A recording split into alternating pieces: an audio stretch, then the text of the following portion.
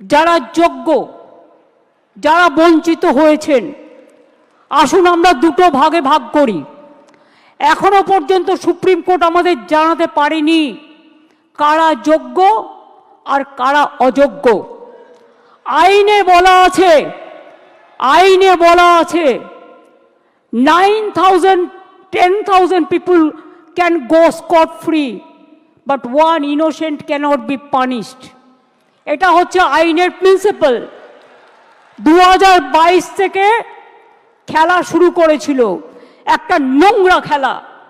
চাকরি দেওয়ার ক্ষমতা নেই, চাকরির কারার যাদের ক্ষমতা আছে তাদের আমি ধিক্কার জানাই। আপনাদের একটা জিনিস বুঝতে হবে, কোনটা মুখ আর কোনটা মুখোশ। কারা যাত্রাপালার মাধ্যমে আপনাদের ভুল বোঝাচ্ছে। রাজ্য সরকার সর্বতোভাবে প্রচেষ্টা নিয়েছিল।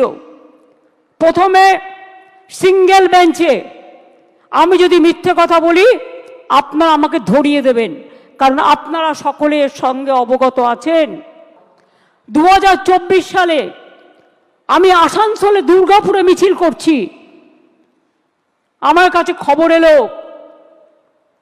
সুপ্রিম কোর্টে আমরা যখন অ্যাপিল করেছিলাম যে হাইকোর্টের রায়টাকে স্টে করে দেওয়ার জন্য, এবং তদানীন্তন বিচারপতি মিস্টার রেসপেক্টেড চন্দ্রজিৎ, আমাদের চন্দ্রচূড়জি সেটাকে স্টে করে দেন।